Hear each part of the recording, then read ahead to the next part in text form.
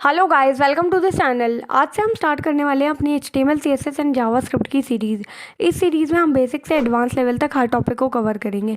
अगर आप बिगिनर हैं, आपको कोडिंग डेवलपमेंट बिल्कुल भी नहीं आती, आपको नहीं पता है HTML CSS और जावास्क्रिप्ट होती क्या है, इनका क्या यूज़ है, तो आप इस सीरीज़ को फॉलो कर सकते हैं और आप एट द एंड बिल्कुल HTML CSS और जावास्क्रिप्ट को बहुत अच्छे से सीख जाएंगे। मैं आपको ये भी बताऊंगी कि वेब डेवलपमेंट क्या होता है, बैक एंड क्या होता है, फ्रंट एंड क्या होता है, फुल स्टैक डेवलपमेंट क्या होता है। हम देखेंगे कि HTML CSS और जावास्क्रिप्ट का क्या रोल होता है वेब डेवलपमेंट में, वेबसाइट्स कैसे बनाई जाती है, वेबसाइट्स काम कैसे करती हैं।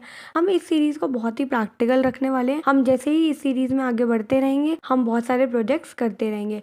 अभी तक के चैनल पर मैंने आपको HTML CSS और जावास्क्रिप्ट की बहुत सारे प्रोजेक्ट्स बनाकर दिखाए हैं। बहुत सारे कमेंट्स और इंस्टाग्राम पे मुझे DM आ रहे थे कि हम HTML CSS और जावास्क्रिप्ट की एक सीरीज स्टार्ट कर सकते हैं। तो ये सीरीज इसीलिए स्टार्ट हो रही है, आप इस सीरीज को फॉलो कर सकते हैं। हम बेसिक से एडवांस लेवल तक हर टॉपिक को कवर करेंगे। तो चलते हैं और अपनी सीरीज को स्टार्ट करते हैं। Let's get started. सबसे पहले एक इंट्रोडक्शन दे देती हूँ वेब डेवलपमेंट का, आपका रोल बता देती हूँ HTML CSS और जावास्क्रिप्ट का वेब डेवलपमेंट में क्या होता है, जिससे जो बिगनर्स हैं उन्हें भी बहुत अच्छे से समझ आ सके। तो सबसे पहले जानते हैं वेब डेवलपमेंट होता क्या है एक्चुअल में। तो वेब डेवलपमेंट होता है आपका वेबसाइट्स और वेब एप्लीकेशंस को क्रिएट करना और मेंटेन करना ही आपका वेब डेवलपमेंट कहलाता है। वेब डेवलपमेंट में दो चीज़ें होती हैं, एक होती है आपकी वेबसाइट्स और एक होती है आपकी वेब एप्लीकेशंस। तो इन दोनों का डिफरेंस क्या होता है मैं आपको बताती हूँ। वेबसाइट्स में आपका जो डेटा होता है ना, बहुत स्टैटिक होता है। स्टैटिक मतलब आपका डेटा बहुत ज़्यादा चेंज नहीं हो रहा होता है। यूज़र इंटरेक्शंस बहुत कम होता है आपका वेबसाइट्स के साथ। जैसे आप कोई रिज्यूमे देख सकते हैं या आप कोई ब्लॉग वेबसाइट देख सकते हैं, तो उसमें आपका यूज़र इंटरेक्शन बहुत कम होता है, क्योंकि यूज़र कोई क्या करेगा, एक रिज्यूमे देख लेगा, पढ़ लेगा। ऐसे एक ब्लॉग में वो ज़्यादा से ज़्यादा पढ़ सकता है। लेकिन आपका जो वेब एप्लीकेशंस होती हैं उनमें यूज़र इंटरेक्शन बहुत ज़्यादा होता है और जो कंटेंट होता है वो स्टैटिक नहीं, डायनेमिक होता है, वो चेंज होता रहता है। ठीक है, जैसे अब आप यूज़र इंटरेक्शन देखें तो आपकी कोई भी वेबसाइट है, सपोज कीजिए E-कॉमर्स वेबसाइट है आपकी अमेज़न, तो यूज़र उसमें इंटरैक्ट कर सकता है।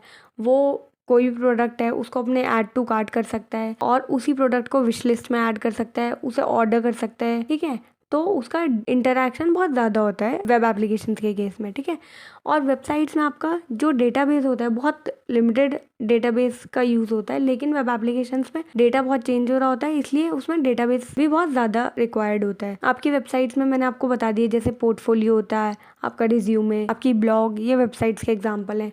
आप वेब एप्लीकेशंस में देख सकते हैं, जैसे E-कॉमर्स वेबसाइट होती है, Amazon, Flipkart, social media platform देख सकते हैं लाइक फेसबुक, इंस्टाग्राम, ट्विटर, ये सारी वेब एप्लीकेशंस होती हैं। अब इसके बाद हम देखते हैं हमारा फ्रंट एंड, बैक एंड और फुल स्टैक डेवलपमेंट क्या होता है।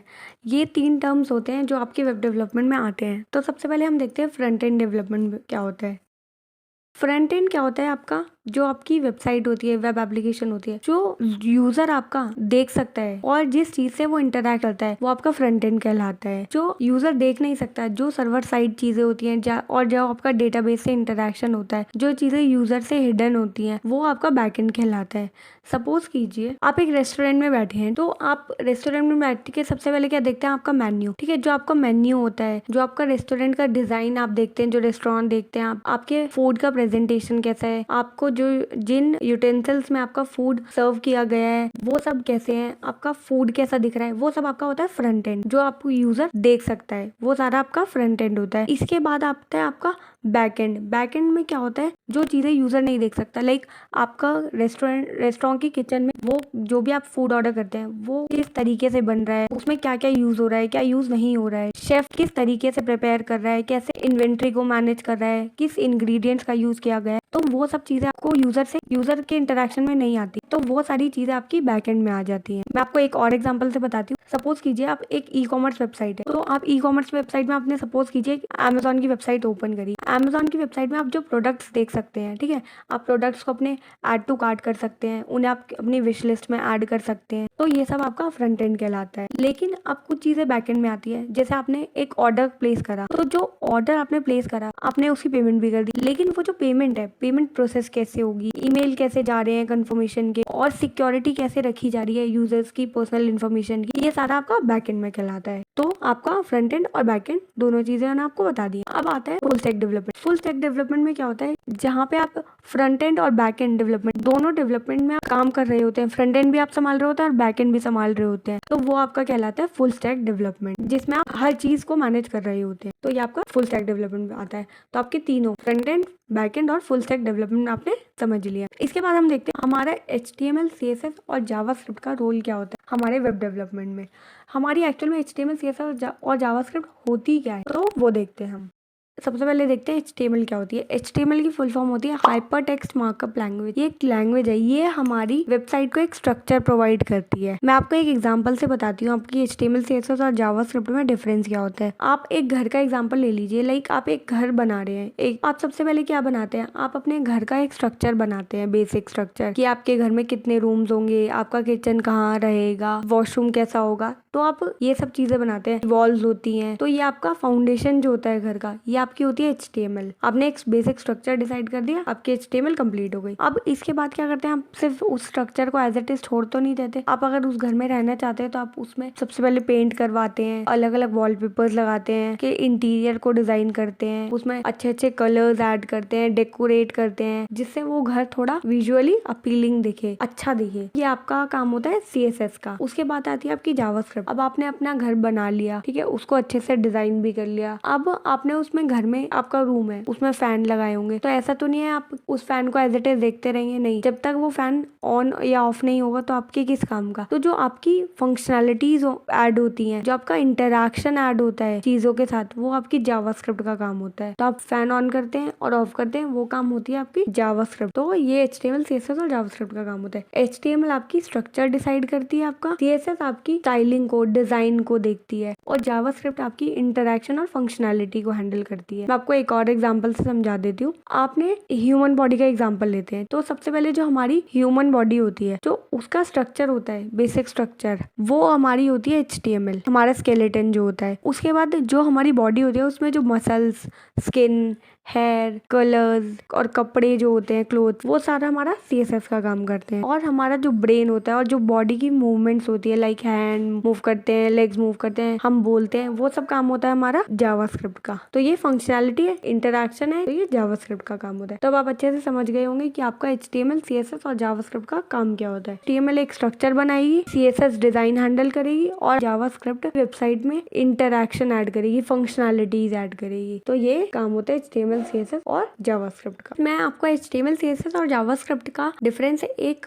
Amazon की वेबसाइट से दिखाती हूँ। सबसे पहले मैंने अपने क्रोम में amazon.in को ओपन करा है। यहाँ पर देखिए, मैं आपको बताती हूँ, अगर आपकी वेबसाइट में जावास्क्रिप्ट नहीं होगी तो आपकी वेबसाइट कैसे दिखेगी। देखिए, यहाँ पर आप अपनी वेबसाइट में साइन इन कर सकते हैं। आप किसी भी प्रोडक्ट पे क्लिक कर इसको ऐड टू कार्ट कर सकते हैं, विश लिस्ट में ऐड कर सकते हैं, या आप इसे ऑर्डर प्लेस कर सकते हैं। लेकिन अगर आपकी वेबसाइट में जावास्क्रिप्ट नहीं होगी तो आप इनमें से कोई भी काम नहीं कर पाएंगे। आपकी फंक्शनैलिटी, आपका इंटरैक्शन बिल्कुल जीरो हो जाएगा वेबसाइट के साथ, ठीक है। ये आपका काम होता है जावास्क्रिप्ट का। अब इसके बाद मैं आपको दिखाती हूँ कि अगर आपकी वेबसाइट में CSS भी नहीं होगी तो वो आपकी वेबसाइट कैसे दिखेगी। यहाँ पर मैं क्रोम पर यहाँ राइट क्लिक करेंगे और इंस्पेक्ट पर जाएंगे ना, ये आपको क्रोम डेवलपर टूल्स मैं आपको आगे सीरीज में बताऊंगी। तो यहाँ पे जो हेड टैग है ना, मैं इसको ही डिलीट करने वाली हूँ। आपकी वेबसाइट CSS के बिना ऐसी दिखने वाली है, ठीक है। तो आपकी CSS का काम होता है कि वो आपकी वेबसाइट्स को कितना ब्यूटीफाई कर देती है। अब अगर हम CSS ऐड कर दी तो देखिए आपकी वेबसाइट में कितना ज्यादा चेंज आ गया। ये वही वेबसाइट है CSS के साथ। तो CSS का काम होता है आपकी वेबसाइट को डिजाइन करना, ब्यूटीफाई करना। अब इसके बाद हम देख लेते हैं हमारी वेबसाइट काम कैसे करती है। वेबसाइट्स में ना 3 इंपॉर्टेंट चीजें होती हैं। एक होता है आपका क्लाइंट, एक होता है आपका ब्राउजर, एक होता है आपका सर्वर। तो सबसे पहले क्लाइंट का क्या मतलब है। क्लाइंट होता है यूजर। सपोज कीजिए आपको एक वेबसाइट ओपन करनी है, लेट्स से amazon.in आपको ओपन करनी है। यूजर आपका amazon.in ओपन करने के लिए सबसे पहले ब्राउजर को ओपन करेगा, वो कोई भी ब्राउजर हो सकता है। अब वो उस ब्राउजर में सर्च में सबसे पहले amazon.in लिखेगा और उस वेबसाइट को ओपन करेगा। अब जो उसने amazon.in लिखा है, तो इसको कहेंगे कि क्लाइंट ने आपके ब्राउजर पे एक रिक्वेस्ट भेजी है, ठीक है। उसने amazon.in सर्च करा। ब्राउजर क्या करेगा, ब्राउजर आपके सर्वर के पास जाएगा जहाँ पे आपकी amazon.in का डेटा स्टोर हो रखा है, ठीक है। वो ब्राउजर वहां पर जाएगा और सर्वर से amazon.in रिक्वेस्ट करेगा। अब सर्वर क्या करेगा, सर्वर आपका उसको amazon.in